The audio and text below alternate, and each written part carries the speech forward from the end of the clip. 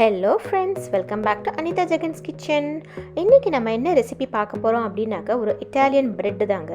அதோட பேர் வந்து ஃபொகாஷியோ.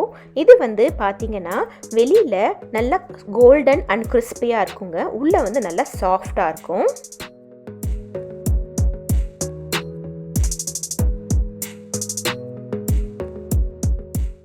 ஃபொகாஷியோ பிரெட் செய்யறதுக்கு நமக்கு மெஷர்மெண்ட்ஸ் ரொம்பவே முக்கியங்க. முதல்ல ஒரு பவுலில் நீங்கள் வாட்டர் வந்து ஒரு 390 ml மெஷர் பண்ணி கரெக்டாக எடுத்துக்கணும்.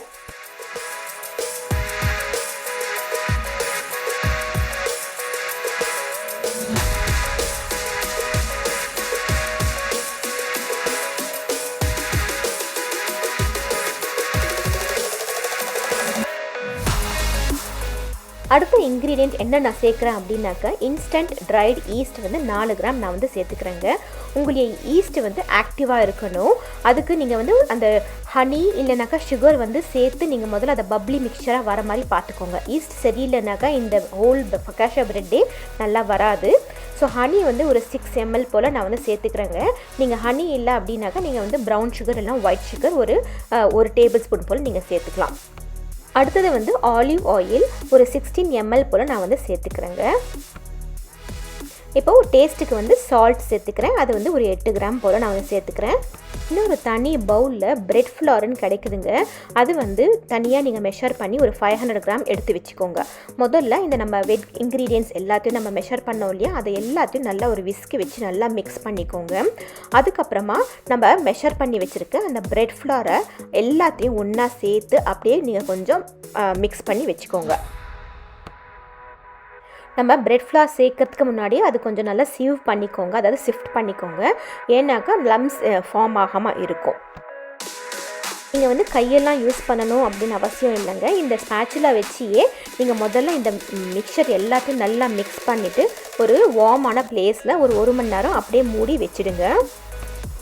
இப்போது 1 hour கழித்து பார்த்தோம் அப்படின்னாக்கா இந்த மாவு கொஞ்சம் ரைஸ் ஆகி இருக்குங்க.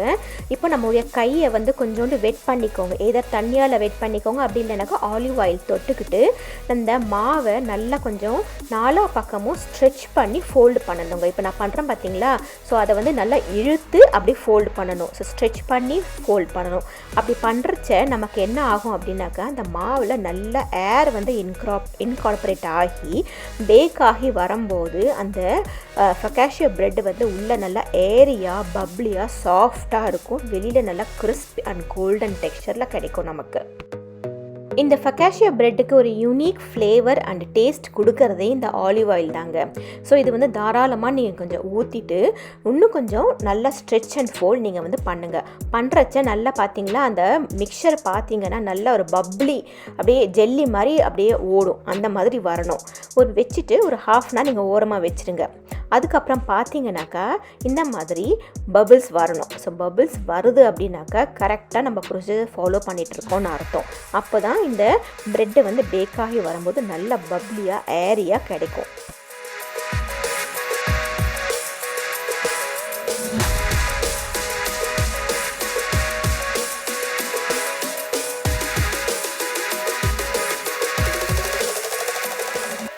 மாவை எவ்வளோக்கு எவ்வளோ நம்ம ஸ்ட்ரெச் அண்ட் ஃபோல்டு பண்ணுறோமோ அந்த மாவு நல்லா சாஃப்டாக எலாஸ்டிக் மாதிரி வருங்க. ஸோ நல்லா பப்ளியாக கிடைக்கும் நம்ம பேக் ஆகி வரும்போது. 5 minutesக்காவது இந்த மாதிரி நீங்கள் பண்ணிகிட்டே வரணும்.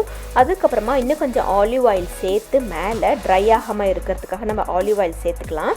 சேர்த்துட்டு ஒரு கிளிங் ஃப்ளேம் இல்லைனாக்கா ஒரு மூடி போட்டு ஒரு 1 to 2 hours இன்னும் கொஞ்சம் நீங்கள் வந்து வார்ம் பிளேஸில் வச்சுடுங்க. அது நல்லா இன்னும் கொஞ்சம் ரைஸ் ஆகி வரும்.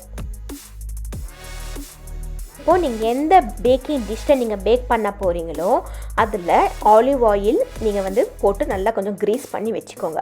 வச்சுட்டு நம்ம ரைஸ் ஆகி இருக்கிற அந்த மாவை வந்து இதில் சேர்த்து அதே மாதிரி இன்னும் கொஞ்சம் ஸ்ட்ரெச் அண்ட் ஃபோல்டு பண்ணி அந்த பேக்கிங் டிஷ்ஷில் 4 பக்கமும் ஃபுல்லாக நீங்கள் வந்து ஸ்ட்ரெச் பண்ணி ஃபுல்லாக கவர் ஆகிற மாதிரி ஸ்ட்ரெச் பண்ணி வச்சுடுங்க.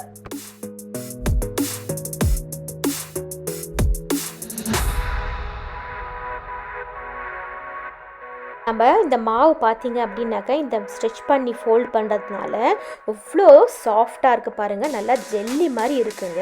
இப்போ இது வந்து நாலா பக்கமும் நல்லா இழுத்து நீங்கள் ஃபோல்டு பண்ணி ஆலிவ் ஆயில் நீங்கள் வந்து மேலே தூவிட்டு அப்படியே விட்டுடுங்க. இன்னும் கொஞ்சம் வார்ம் பிளேஸில் வச்சு நீங்கள் வந்து ரெஸ்ட் பண்ண விட்டுடுங்க. இந்த ஃபொகாஷியா பிரெட் செய்யணும் அப்படின்னாக்க நம்ம காலையில் ஸ்டார்ட் பண்ணோம் அப்படின்னாக்கா ஸோ ஈவினிங் வந்து பேக் ஆகி நம்ம டீ டைமுக்கு ஸ்நாக்காக யூஸ் பண்ணிக்கலாம். அப்படி இல்லைனாக்கா இந்த மாவு வந்து நீங்கள் நைட்டே மிக்ஸ் பண்ணி வச்சு ஃப்ரிட்ஜில் வச்சுருங்க. வச்சுட்டு மார்னிங் வந்து நீங்கள் வந்து ரைஸ் பண்ணி இருக்கும் நல்லாவே. அதுக்கப்புறமா நீங்கள் பேக் பண்ணி கூட நீங்கள் யூஸ் பண்ணிக்கலாம். இல்லைன்னா இந்த மாவை நீங்கள் ஃப்ரீஸ் பண்ணி கூட நீங்கள் வந்து அதுக்கப்புறமா எப்போ வேணுமோ நம்ம ப்ரூஃப் பண்ணி நம்ம பிரேக் பண்ணிக்கலாங்க. ஸோ ரொம்பவே வசதியாக இருக்கும். இப்போ இது 2 hours கழித்து பார்த்தோம் அப்படின்னாக்கா இந்த மாவு பாருங்கள் எவ்வளோ நல்லா ஃபுல்லாக உப்பி வந்திருக்கு. ஸோ இப்போ இதை என்ன பண்ணுறோம் அப்படின்னாக்கா நம்முடைய கையை நல்லா கொஞ்சம் ஆயில் தடவிக்கிட்டு சும்மா அப்படியே அங்கங்கே ஒரு டிப் பண்ணி எடுக்க போகிறோம். ஸோ அப்படி எடுத்தோம் அப்படின்னாக்கா இன்னும் கொஞ்சம் நிறைய பபிள்ஸ் க்ரியேட் ஆகும். அப்போ என்ன ஆகும், நமக்கு பபிள்ஸ் நிறைய வந்தது அப்படின்னாக்கா பேக் ஆகி வரும்போது சூப்பராக இருக்கும், பார்க்குறதுக்கு டேஸ்ட்டும் செம்மையாக இருக்குங்க. இந்த ஃபொகாஷியா பிரெட்டோட டாப்பிங்ஸ் பார்த்தீங்க அப்படின்னாக்கா எண்ட்லெஸ் க்ரியேஷன்ஸ் மாதிரி இருக்குங்க. நீங்கள் வந்து எதர் ஸ்வீட் ஸ்டைலில் பண்ணிக்கலாம். அதாவது ஸ்ட்ராபெரிஸ், ராஸ்பெரிஸ் இல்லை எந்த ஃப்ரூட்ஸ் வேணாலும் வச்சு நீங்கள் பேக் பண்ணிக்கலாம். அப்படி இல்லைனாக்கா நான் பண்ணுற மாதிரி சேவரி ஸ்டைலில் நான் வந்து சன்ரைட் டொமேட்டோஸ் நான் வந்து சேர்த்துருக்கேன். அதுக்கப்புறமா வந்து ரோஸ்மெரி சேர்த்துருக்கேன்.